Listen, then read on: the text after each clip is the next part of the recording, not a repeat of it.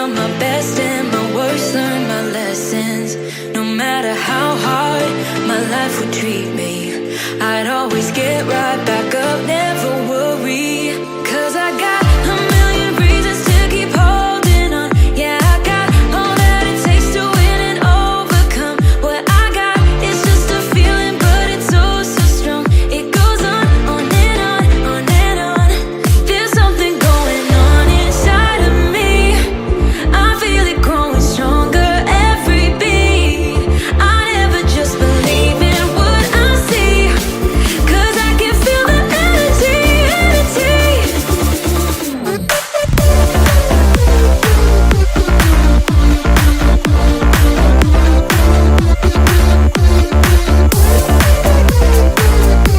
Cause I can feel the energy, energy. I've met my demons one too many times. They taught me lows are what makes you feel so high. No matter how far my mind would wander, I'd always dare it to go even farther. 'Cause I got a million reasons to keep holding on. Yeah, I got all that it takes to win and overcome. What I got is just a feeling, but it's oh so strong. It goes on and on, on and on. There's something going on inside of me. I feel it growing stronger every beat. I never just believe in what I see, 'cause I can feel the energy, energy, the energy. I can feel it, I can feel it.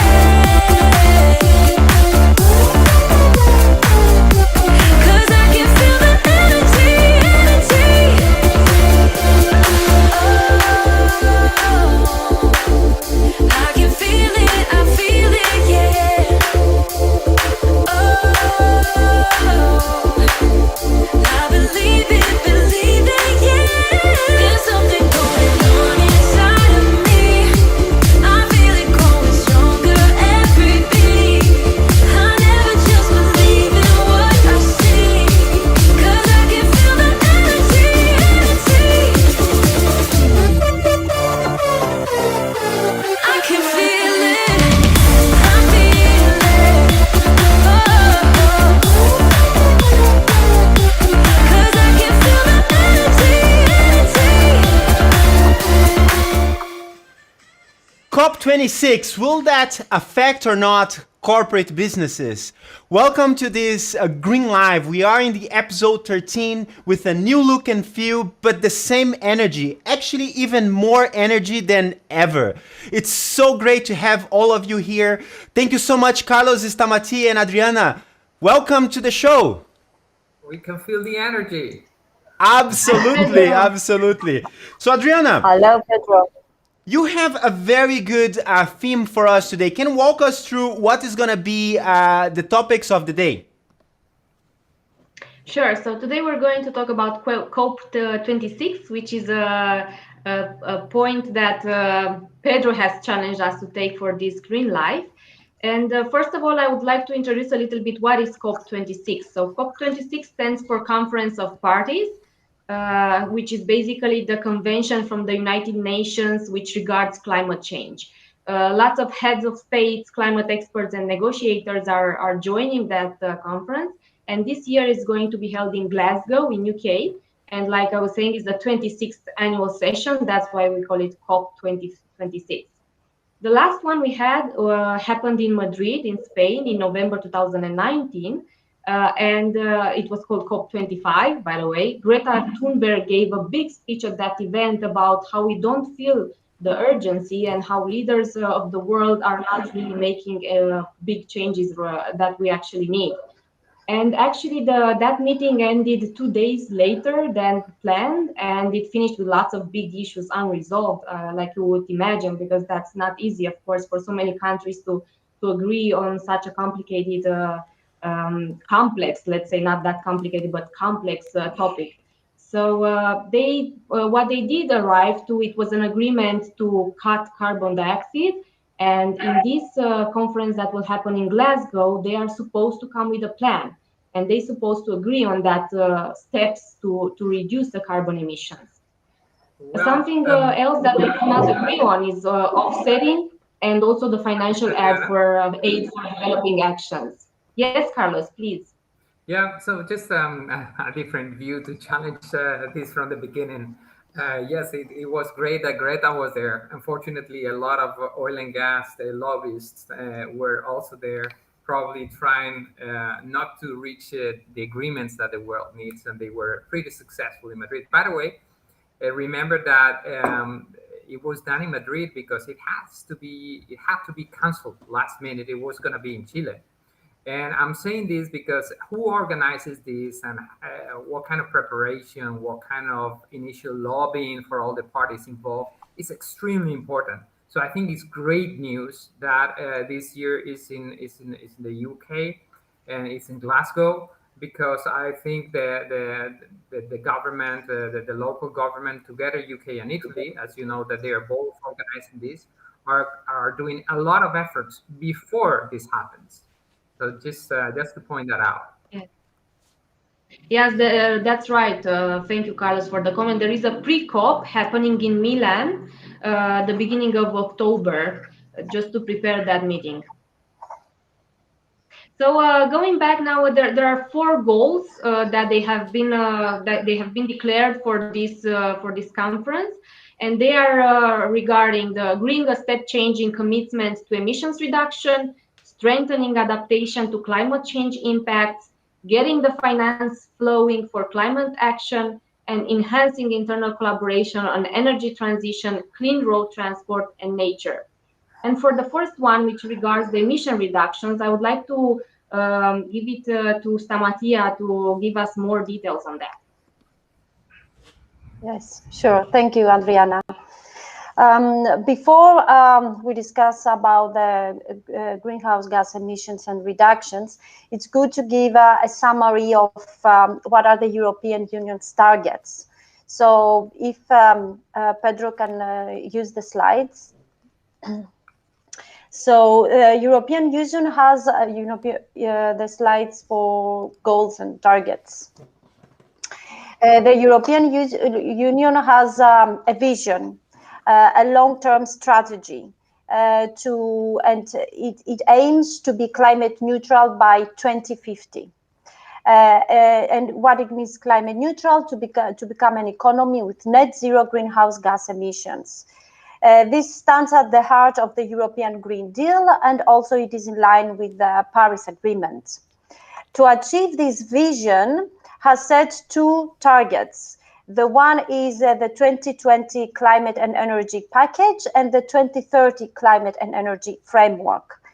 In the 2020 Energy Package, the key three targets is 20% cut in greenhouse gas emissions in comparison to 1990 levels, 20% of European energy to come from renewables, and 20% improvements in energy efficiency. For 2030, those numbers changed to 40%, 32%, and 32.5%. It's important to mention that in December, 11th of December, the European Union changed the 40% cut in greenhouse gas emissions for 2030. And now we have the target of reducing at 55%. But let's see now. That also gives us an opportunity to explain one important thing that happens in every call. So the way it's structured now is that every country sends what they call the NDCs, nationally determined contribution. That's basically to say this is going to be the pollution that I'm going to cause, that my emissions, okay? And now what is binding for countries is to send their targets. It's not to comply with the targets, it's just to send the targets every 5 years. That's very, very important, is to decide what is binding out of the COP26, out of every COP, in fact, and how often this needs to be sent or updated. And more importantly, something that was never done. What happens if you don't comply with your own numbers, the numbers that you send yourself? Samaria, can you help us understanding how we are doing in complying with those NDCs in the European Union? Yes, of course. So, if Pedro, if you can share the next slide. So, here are the three targets, the 2020 targets that I mentioned before. In the dots that you can see you can see the targets, the three dots. And the lines represent how the emissions are going. So if you see the first one, the orange one, it represents the renewable energy. And we are now that we are in 2021, we are close we are meeting this target for using renewable energy. We are also going well in the greenhouse gas emissions target, which is the green line, but we are not reaching the target for energy efficiency, which is the blue line. So a lot needs to be done here. Also, I would like to mention that COVID-19 helped a lot to reach the greenhouse gas emissions targets. Especially Germany, for example, reached its targets because of the COVID-19. But this should not be the way. Companies should, and regions and countries should take more actions, and not more than those that are already there, so as to reach the 2030 targets. And I would like to share another graph that shows specifically for the greenhouse gas emissions targets. In the first dot, you can see the target of 2020 for greenhouse gas emissions. As you can see, we have reached the target. But if we follow the existing measures, which is the green line, we will not reach the 2030 targets. And also, even if we position additional measures, which is the yellow target, again, we will not reach the 55% reduction in greenhouse gas emissions. So we need to do more things than we even imagine so as to reach the 2030 targets at this point. Wow, that And is you're talking about unbelievable. you're talking about European Union. I think some countries are doing very, very good things. When we take a look at the global numbers, this picture is not so rosy. But probably you want to add something else, Matthias, some other views. I would also, as we are in the European Union and what European Union is taking, I would like to refer about the ESL, the effort sharing legislations and regulations. It is an effort that was created by the European Union, and it is relevant to the transportation, buildings, agriculture, industry, and waste sectors. Each sector in this graph represented by the respective color. We can see in the dashes that it shows what will be the reductions in those sectors in regards to greenhouse gas emissions if we follow the same measures. And with the dots, we can see what will be the reductions if we take some new measures. The ESL, it sets some policies and measures so as to achieve countries and sectors to achieve the 2030 targets. Another initiative from the European Union is the European Union emissions trading system, which is the next slide. This system refers to energy industries, to manufacturing, and also to aviation. So you can see in the graph, each industry represented with the respective color. Again, the data shows what the reduction will be if we follow the same measures, and the dots if we take some more actions. Specifically, the emissions trading system is the first international trading system for emissions. According to what we have, it has proven to be a very efficient a method, a very efficient tool. And what is it exactly? It is companies receive and buy emissions allowances, and they have the option to trade with each another. So each year, a company must surrender enough allowances so as to cover their CO2 emissions. Otherwise, they get some heavy fines. If a company reduces its emissions, it can keep the allowances to cover future emissions, or the company can sell the allowances to other companies. So this is an effective measure from European Union that we are taking. But Carlos, you may have some more things to share outside European Union, I think.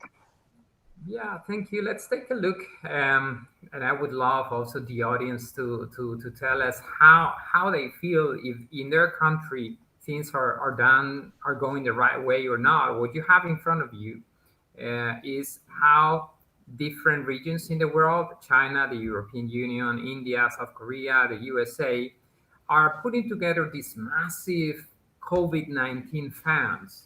And we all like thinking, okay, those funds are going to help ignite the green economy. Is it like that, really?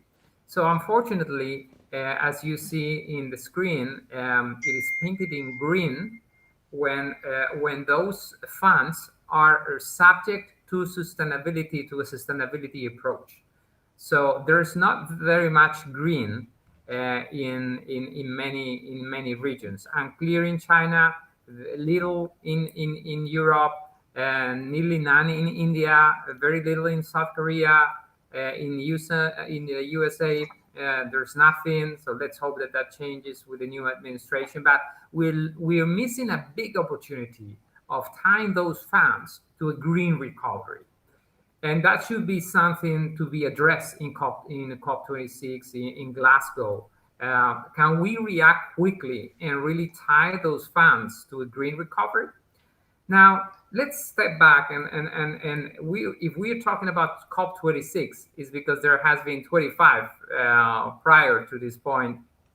And the reality is that we should take a look at whatever has been agreed on those meetings, where we're standing. And I think the next picture shows where we stand. And I think there are three numbers there.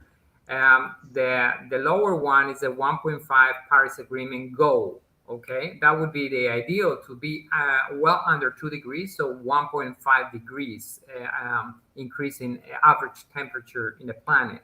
The reality is that with the targets that the countries have set themselves, we would be at 2.7 degrees. But the reality is that with the current policies that has been approved, we would be at 2.9 degrees. And that's only the midpoint. But that could go all the way from 2.1 to 3.9. Any of those figures would be catastrophic. Okay.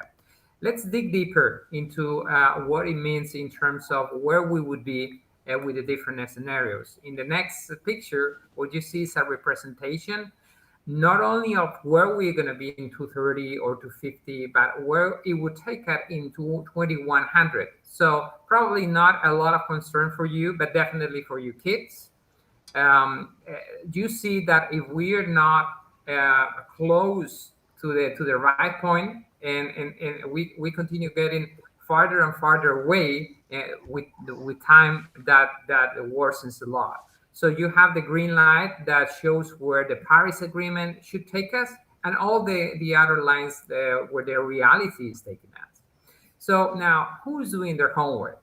And with the next image, what we're going to see is a representation, a map of who really is not doing their homework, and this is worrying. But it's more clear in the next slide. As you see, the three first places are empty because nobody is complying with the nationally determined contributions, with the NDCs that they sent to the COP. Nobody is complying with them. You set a number, but then you don't do it. There are no fines. There's no obligation. So nothing happens. And this is one of the major goals for COP26 is to, if you send a number, if you send your NDC, you have to comply with that. So on position 4, you have Sweden, then you have Morocco and some others that are doing better than the rest, but nobody is really fulfilling the NDC. So that's the reality, and that's why we're so enthusiastic about what needs to be done in COP26. For that, I think Adriana has some more ideas on how to walk the talk. Yes, thank you, Carlos. By the way, one comment. We see the score there for some countries, but that relates to what they committed to, right? What they said that they would achieve, what their target. But I'm also wondering, is that enough? Who's setting those targets? Is that enough to achieve the goals all over the holistic goals that we have seen? Who knows? That's why we introduced the first slide, Adriana, which is what we would achieve with the current goals that the countries have set themselves. Okay, so that was exactly the purpose of the first slide. Okay, thank you. Sorry, I've been disconnected for a few seconds. I'm back now. Thank you for sharing that. So let's go now to the second goal, which is regarding the climate adaptation. We have talked about that in a Green Live. It was a dedicated topic to climate adaptation. We know already that it's very important because temperatures are rising anyhow, even though we're taking steps in reducing carbon emissions and greenhouse gas emissions in general.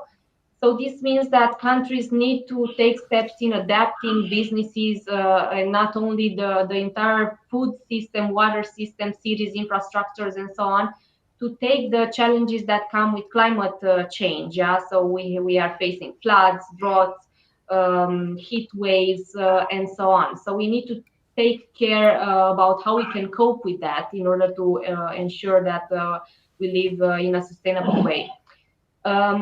Something which I think is very important for COP26 is, and which was not solved, by the way, in the last one, is how we can help those ones that are more impacted, which are usually the developing countries.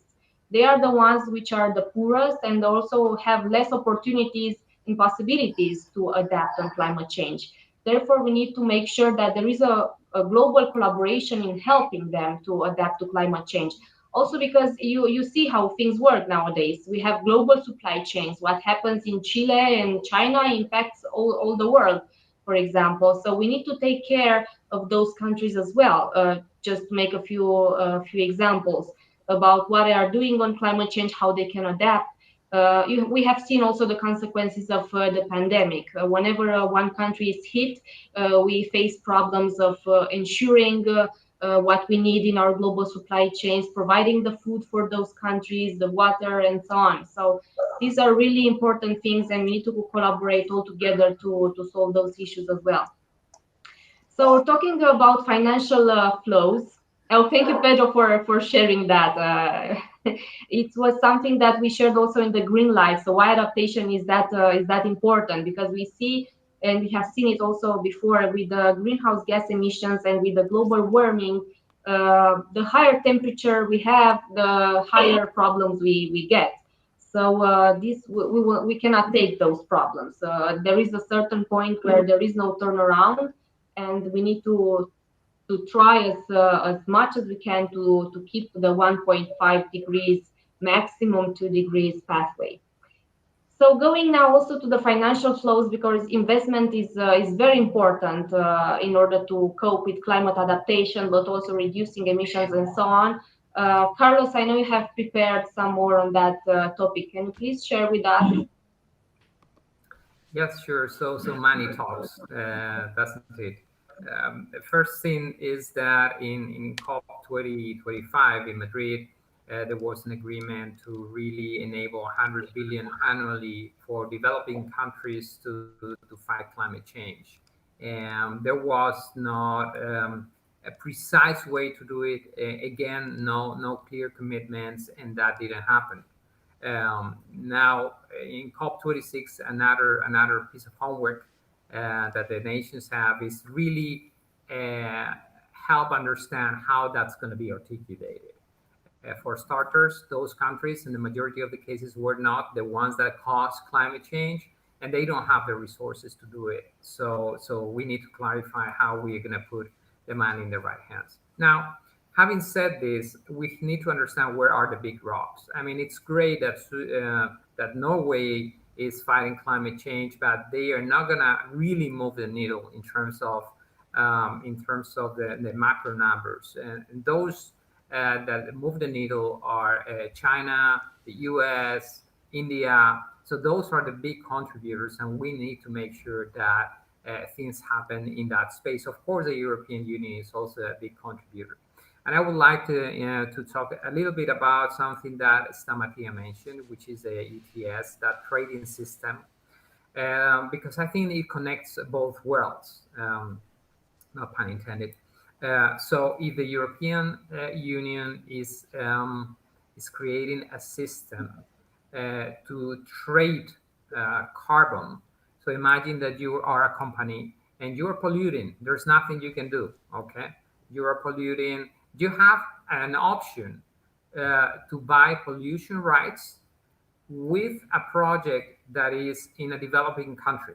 Imagine, for simplicity, that they are planting trees in a developing country, and you want to buy those rights so you can continue emitting in Europe. Okay, so that's there are many things to be solved. How do you make sure that you don't double count projects, and that those trees in that developing countries are not sold to a different European trade company? You need to make sure how that money flows. But if the COP26 can clarify these things, then there will be a lot of money transferred from the European Union companies to developing countries to do good for the environment. So that's another way to transfer funds and to put funds in the hands of developing nations for the good of all of us. And then the last point that I want to touch is about regulation. I think it's great that we're all convinced that something needs to happen, and that COP26 pushes and help us, explore the boundaries of what can be done. But there's no better way than to regulate what has to be done. And in this, I have just to applaud what the European Union is doing with the sustainability SFDR, Sustainability Finance Disclosure Regulation, which in a nutshell is telling that all the financial market players should be able to channel their money to projects that are really green, really sustainable. And that's we are very close to have that enforced in the European Union for all the financial market players. The first wave is in a couple of months. The second wave is in January. So if we continue applying the right regulation with the right commitment of citizens, of corporations, I think we're going to go in the right direction. And COP26 needs to help us accelerate in this journey. Carlos, one more thing, really nice points. Do you think that net zero emissions, the target net zero emissions till 2050, is still relevant? And are we going to meet the targets in 2050 if we stick into the net zero, only into the net zero? We're not going to hit a target. It's not what I think, it's what those projections say, and what's the probability of those projections hitting the mark. So you saw them, okay? Probably for some of those projections, like for example, green energy in the EU, perfect. We're fine. For some of those lines are fine, and we have to double down and we have to applaud those countries that are example for the rest of the countries. For example, why this is happening in the UK. Why the COP26 is happening in the UK? The UK has lowered their emissions 40% since 1990. They are the largest producer of offshore wind energy. They have a 25-year environmental plan. So that's the reason why this is happening. They are an inspiration for the rest of the world. So no, we're not hitting the targets, that's for sure. But we need to try to be as close as possible. Yeah. So, and actually, I think that in the conference they should talk not only for net zero, but also to go negative, and not on net zero. And also, now we are focusing in stopping and in reducing, let's say, the CO2 emissions. There is a lot of noise. I don't know. So we are focusing in reducing the CO2 emissions, but actually we should also focus in restoring or removing the CO2 from the environment at the moment. Do you agree with that? Yeah, and as you saw, we work for a company that just announced a few weeks back that we are anticipating our neutrality to 2023, which is great news, and I'm proud to be, you know, part of that, working for a company that is anticipating that. But as you said, Samadia, if you not only can be climate negative, but you can start being carbon. Not carbon neutral, but also carbon negative, you can start working for all the emissions that you put in the atmosphere in the past since you were created. Because the problem with carbon concentration in the atmosphere is that it's a cumulative effect. So no matter what you're doing today or tomorrow, it only matters what you have already put up in the atmosphere, and that's why we have to fight against what is already there. Great. And what are these actions that companies can take so as to either to become carbon neutral or negative carbon? And what we So have at SAP? carbon, yes. So I think the good news is that we're engaging with customers nearly every day, and the first thing that we help them doing is to know what are their numbers, what are their scope 1, 2, and 3 emissions. When we're talking about scope 1 and 2, it's easy, but then when we go to scope 3, it's more difficult. We have great solutions to gather that with not so much pain, not so manually. Why? Because at the end of the day, it is very important that we understand that we need to mix financial information. They do have that, and it's great. With sustainability information, they struggle with that. We can help them gathering all that financial information. And with information, let's not forget this about this third component of what their customers are looking for in terms of sustainability. And by the way, Samati, I think you are responsible for, we just launched this mind the gap analysis, this sustainability analysis on what customers are thinking about sustainability, what is important for them, what our customers, big companies and mid companies should be doing in terms of sustainability. Can you give us a glimpse, of what they will be able to find in this mind the gap analysis? Yes, this is an analysis that we have worked together with Qualtrics. An infographic and more informations will be out soon, possibly this week.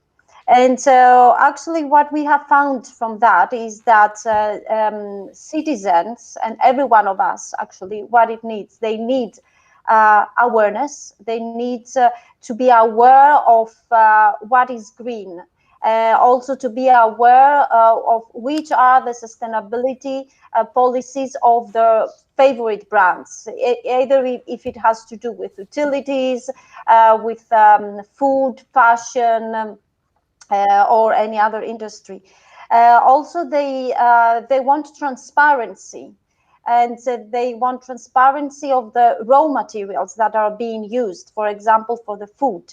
They look a lot the materials of the food, and also the materials, and what are the materials of the clothes they are wearing. And another thing is that they want to be part of a community that shares sustainability values. And this is really important. Either it has to do with food or fashion or anything else, they are willing to be part of a community. They want to get engaged. And this is something that the companies should take into consideration. Give those, let's say, those things to the consumer so as to get engaged and take part into the sustainability journey.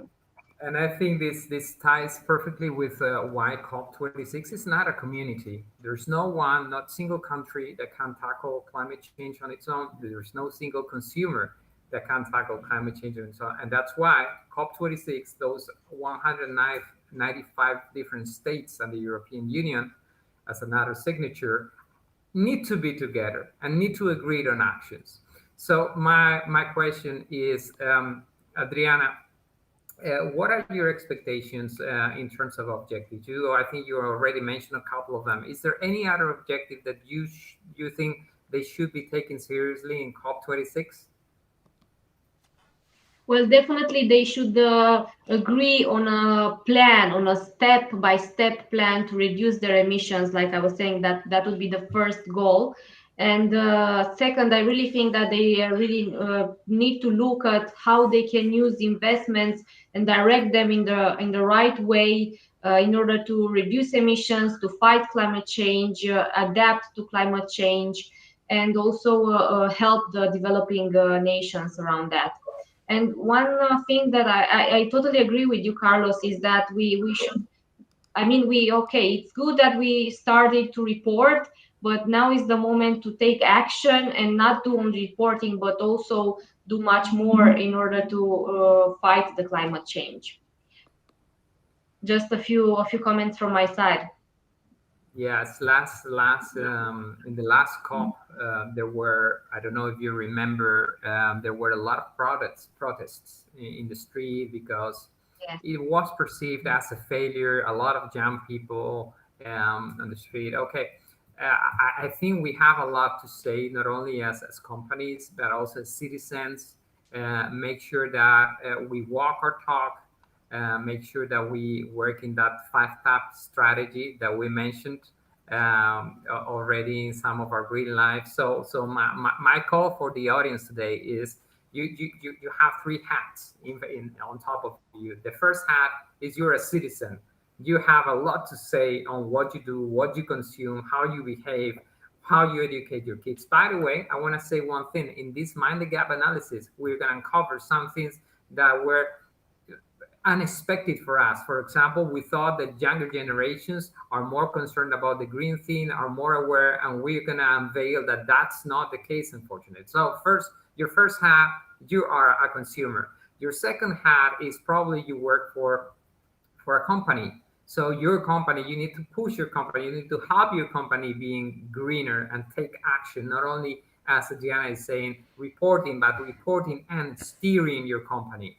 And your third hat, I know it's too many hats to wear, but it's a reality. We're citizens. We're people that have a vote, a say on those policies, on those politicians, and we also have to exercise that right to make sure that those green regulations are in place and that your voice is heard.